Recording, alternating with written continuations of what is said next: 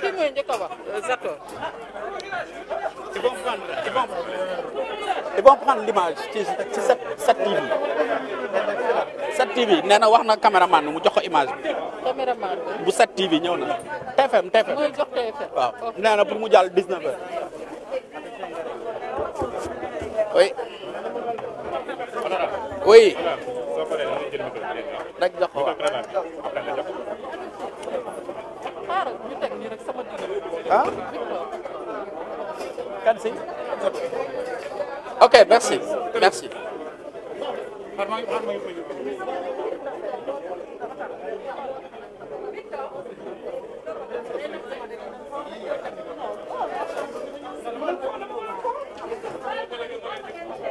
mais CC da nga sori. pour kii pour Moussa après on lui a parlé parce que moom il n'avait pas compris que bi ma koy woo c'est le président qui voulait que ñii dañu activer seen xabaar. après.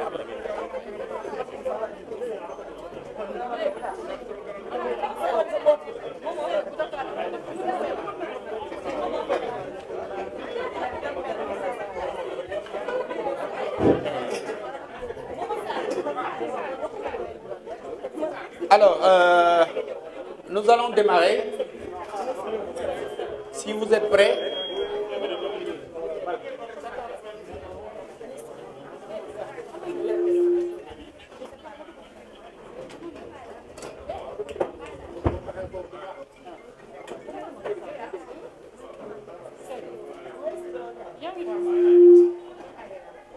Borom micro bi na xoolaat micro bi s'il vous plaît.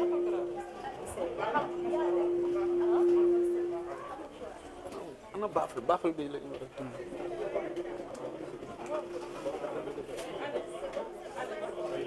am na photographe bu ñëw fii. non. ah pour ñu jël ay photo. image yu normal.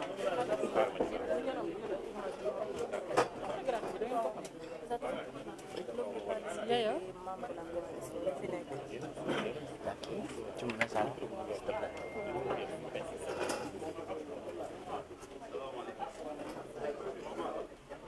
mais kaa leen toog indil dugal leen chaise.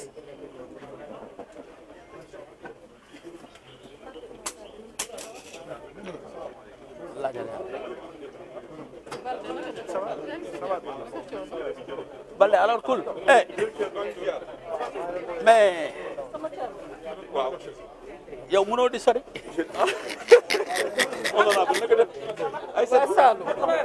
ah waaw waa Saloum.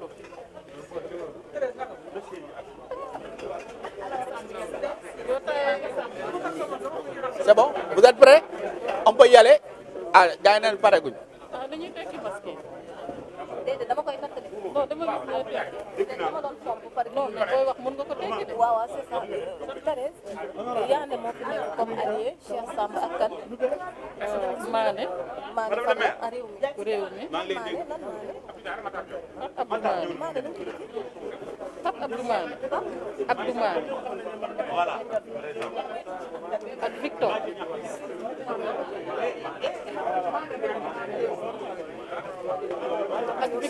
seen Amazonie. bokkul APR. Yandé. non du APR de mouvement am la yor. MFA. Sadio Diouf.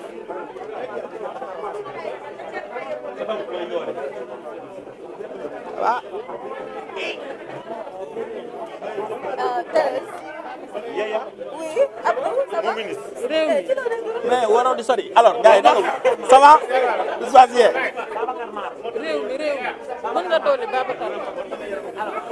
yéen da ngeen sori.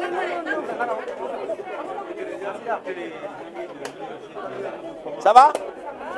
naka def. attends ça va. bien. Thérèse.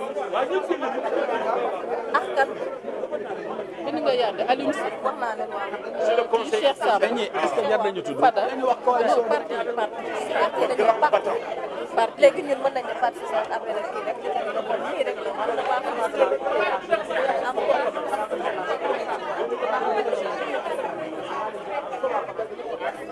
nee na nga def de la communication. réew mi rek baax na ma. c'est bon. bien.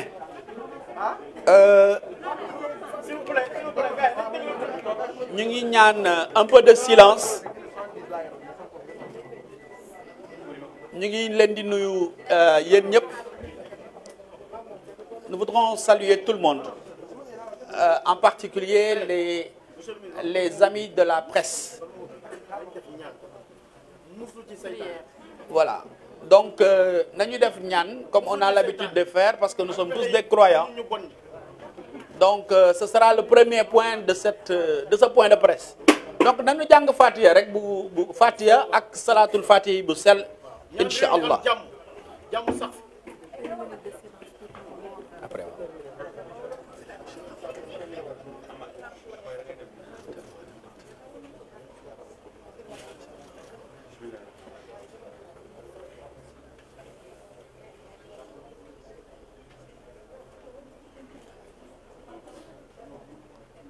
اللهم أنت السلام ومنك السلام تبارك وتعالى يا ذا الجلال والإكرام ربنا آتنا في الدنيا حسنة في الآخرة حسنة وقنا عذاب النار سبحان ربك رب العزة عما يصفون والسلام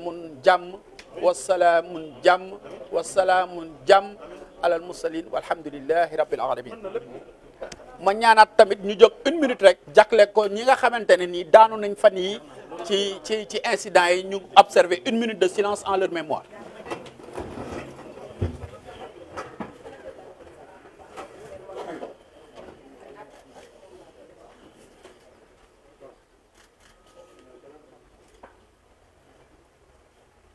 Merci beaucoup.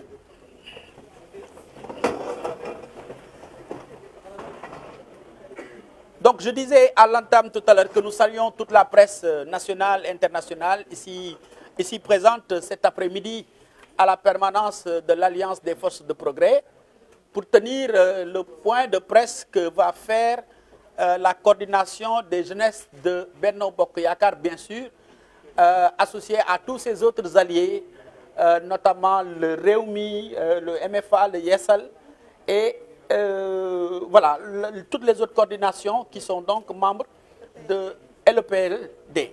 Voilà. Donc nous tenons ce point de presse au nom de tout cela pour apporter notre contribution au dialogue lancinant ou à la question lancinante du moment. Et voilà. Alors, le déroulé de ce point de presse, vous savez qu'aujourd'hui nous sommes le 7 mars. C'est une date qui coïncide avec la veille du 8 mars. Et au niveau de la coordination, nous avons décidé de mettre la femme à l'honneur, de célébrer la femme.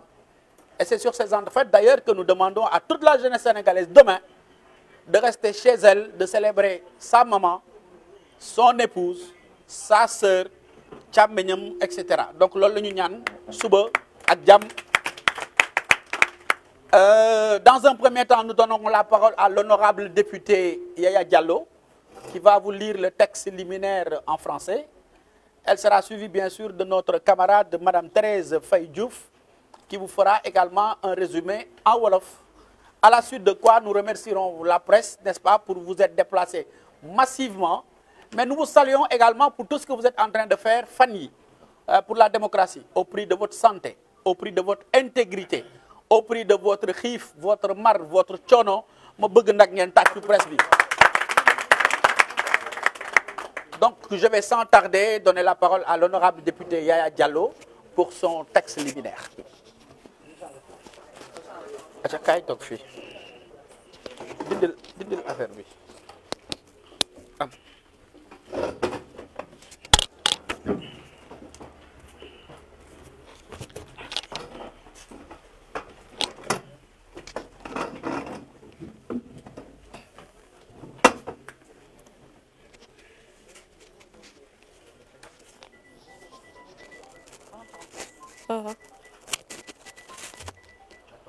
C'est bon? Non, ça y est là.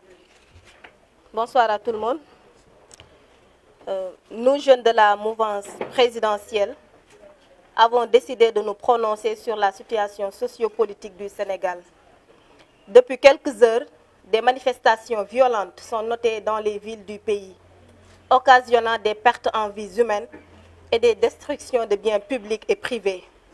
Nous exprimons notre solidarité aux familles endeuillées et témoignons notre solidarité aux victimes des manifestations. Chers frères et sœurs, Nous devons protéger ce que nous avons de plus cher. La stabilité de notre pays a toujours été son charme. La paix et la sécurité des personnes et des biens ont forgé l'image de notre cher Sénégal. Ne sous-estimons point cette richesse qui fonde la teranga sénégalaise. Dans ce monde en perpétuelle compétition, d'autres nations nous observent. Pensons à l'intérêt général et ne cédons point à la manipulation des forces occultes ou étrangères tendant à déstabiliser notre pays et saper l'état de droit. Arrêtons d'appeler au soulèvement. Le Sénégal est un pays de paix. Pensons aux générations futures. Pour des intérêts crypto-personnels d'un groupe d'individus, évitons d'être emportés par la passion. Nous, jeunesse de la mouvance présidentielle, demandons également aux citoyens de refuser d'être les boucs émissaires des partisans de la déstabilisation de nos institutions. Sous ce rapport, nous rappelons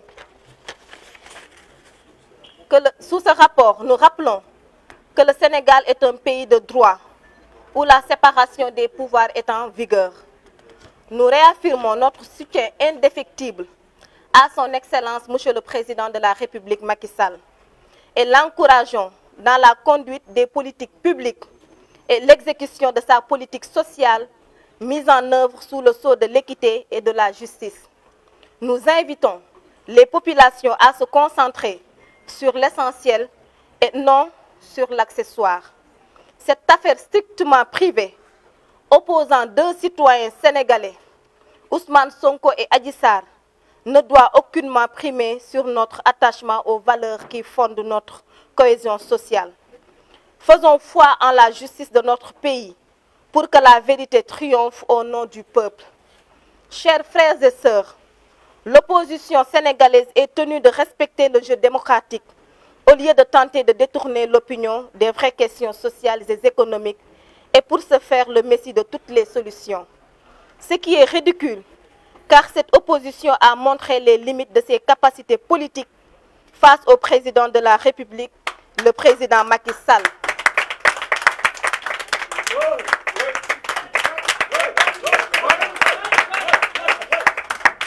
Qui est l'un des mieux élus dans l'histoire politique du Sénégal.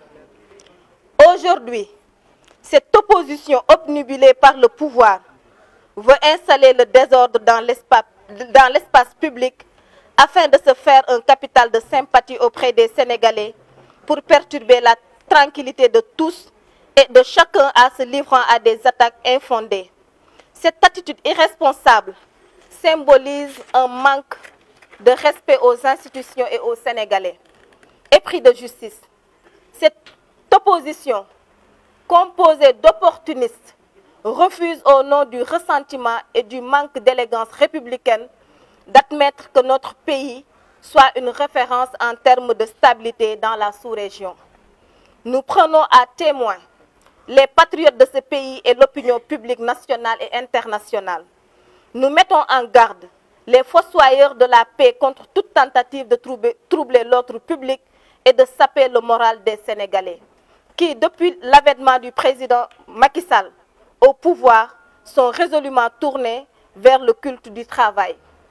Nous avons les réponses à tous les agissements que l'opposition prémédite pour importuner le peuple et le régime. Nous leur rappelons ce propos d'un philosophe. L'arbre ne s'éprouve qu'à la force du vent qui teste ses racines. Et nous, hommes, nous nous éprouvons à la force des épreuves. Et c'est grâce à notre capacité manœuvrière et à notre capacité à relever les défis et à surmonter les épreuves que nous sommes parvenus avec notre leader à accéder au pouvoir.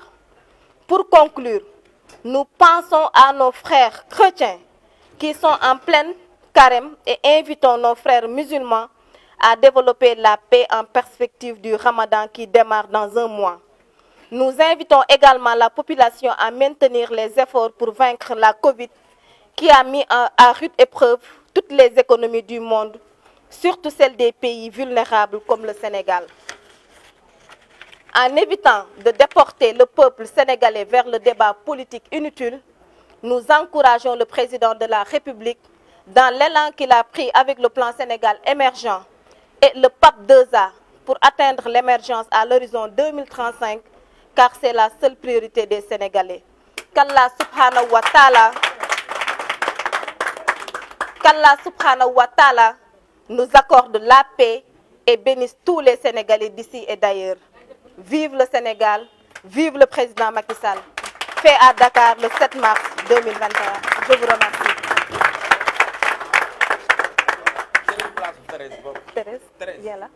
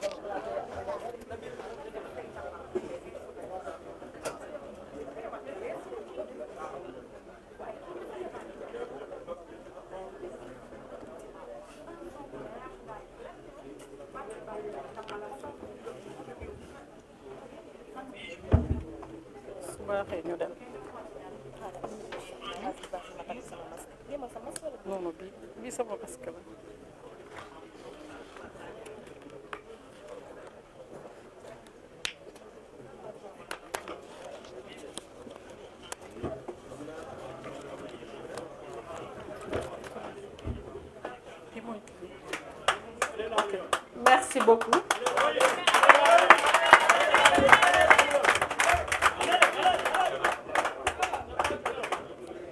Merci beaucoup.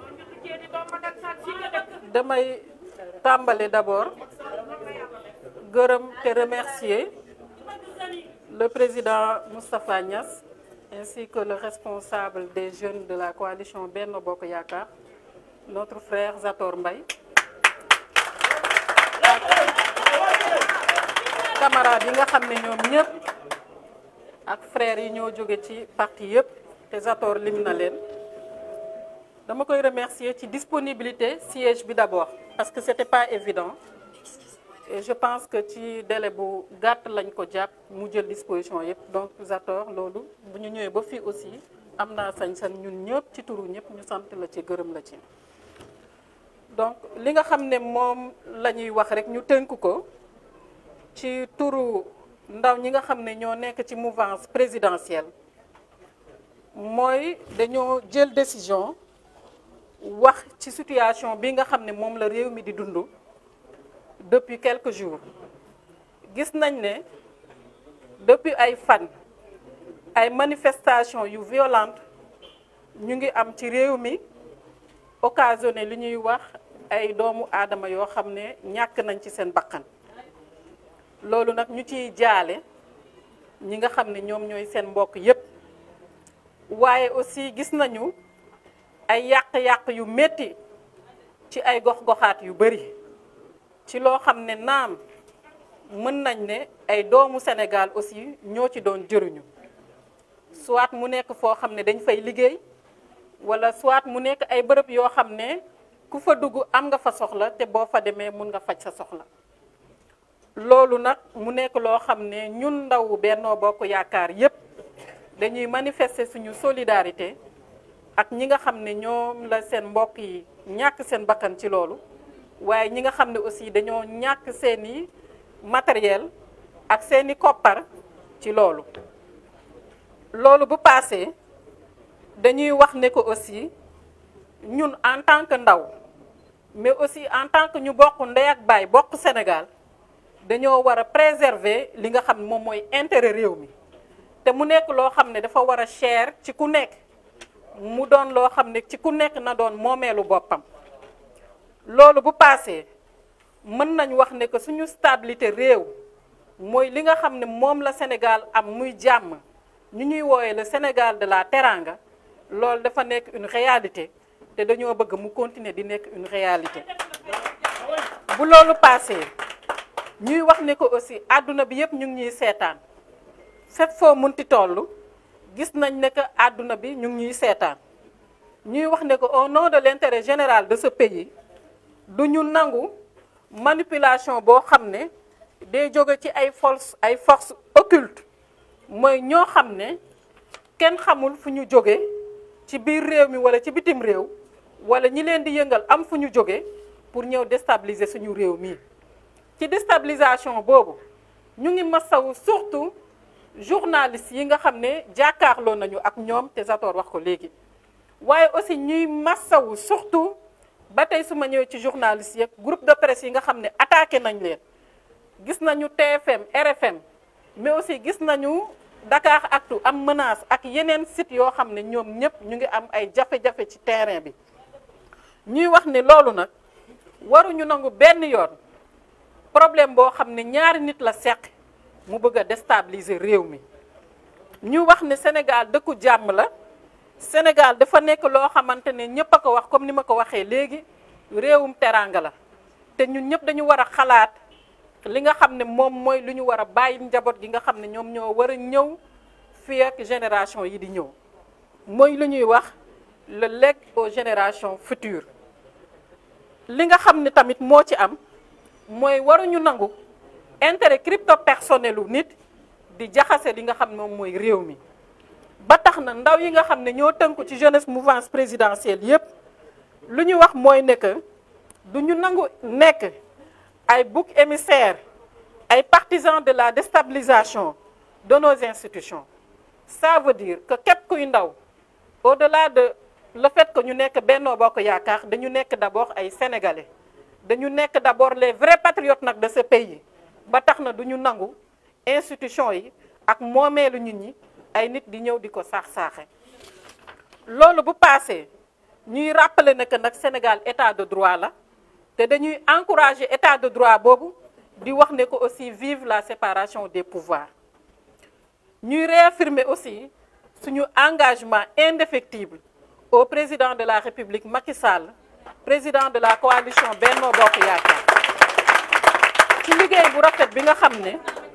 mu ngi koy liggéey ci réew mi en tout cas di ko liggéey ci gox-goxaat yi di ko liggéey ci secteur d'activité yépp maanaam politique sociale bi nga xam ne mu ngi koy def ci réew mi ci équité ak justice ndaw ñi mun koo seede université yi mun ko seede monde rural bi mun ko seede mën naa wax ne que éleveurs yi mun ko seede képp koo xam ne yaa ngi ci biir réew mi amul lu jógewul ci nguur gi dem ci yow ci loo xam ne ngëneel la ci yow naam nag xëy na mun ñu noo dajale lépp mais damay wax ne que mesures yi réew mi jël président jël ko ba mu fi ñëwee 2012 ba tey amul benn sénégalais buy dund ci biir réew mi te mënoo ne mesure boobu impacté na ci man bu dul bourse familiale di salaire bu ñu yokk wala courant bu ñu taal sa dëkk wala ndox bu ñu la andil wala école bu ñu la tabaxal wala université bu ñu la jox wala say doom yoo xam ne gis nañu seen condition améliorée ba tax na lii nga xam ne mooy affaire bi nga xam ne moo tax ñuy wax tey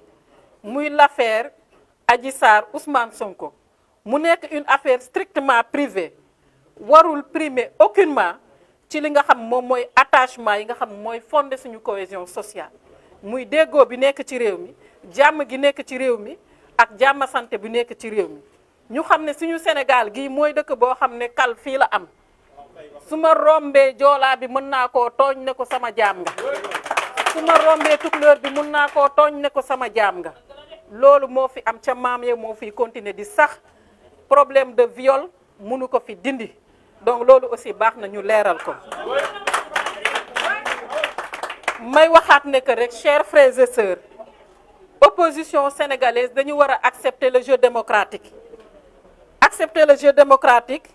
au lieu que ñuy tenter détourner li nga xam ne moom mooy les vraies questions de l'heure le jeu démocratique mooy élection présidentielle am na fi réew mi tànn ki nga xam ne moom la ñu fal muy le président de la République Macky Sall muy liggéeyal réew mi ñuy wax ne ko loolu ñoom nañ ko nangu parce que am na loo xam ne buñ ci bëggee continuer day mel ni ñoom dañu wone seen limite ak seen capacité ci li nga xam moom mooy politique bi nekk tey face au président de la République mi nga xam ne sañ nañu wax ne que mooy le président wala bokk na ci ñi nga xam ne ñoom la ñu gën a rafet fal ci histoire réew mi tey nag opposition bi nga xam ne tamit lu muy gis yëpp mooy nan lay def ba yàq li nga xam moom mooy espace public bi pour mën a yaakaar ne mën na ci am sympathie sénégalais yi.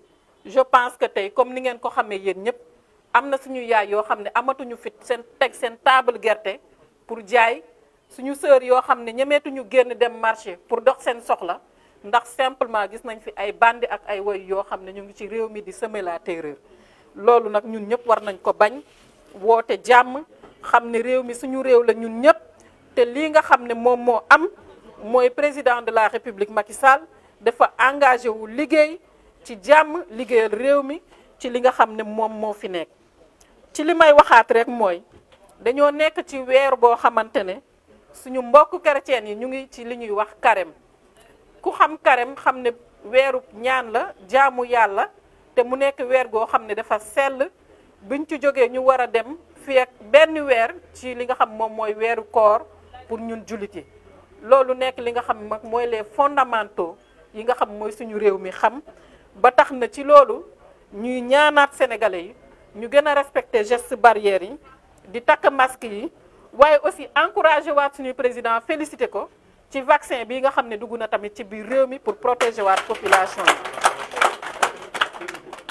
lii nag fi nga xam ne foofu la ñuy jeexee ginnaaw bi ñu déplorer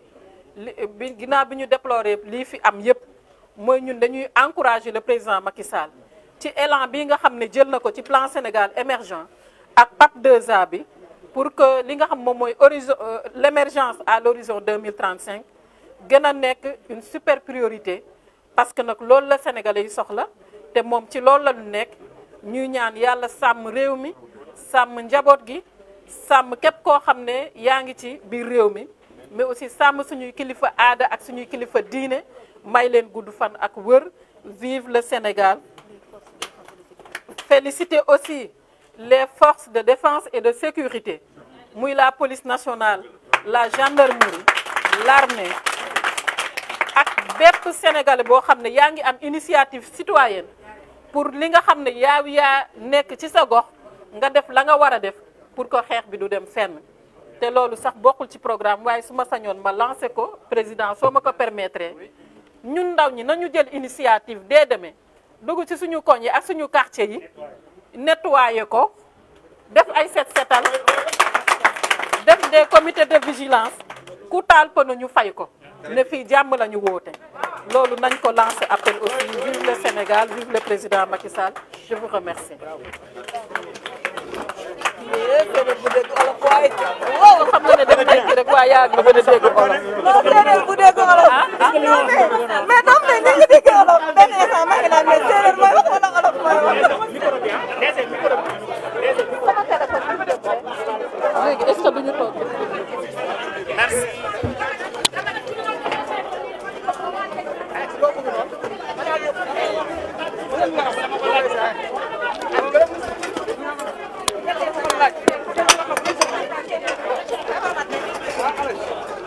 ci montant bi laa bokk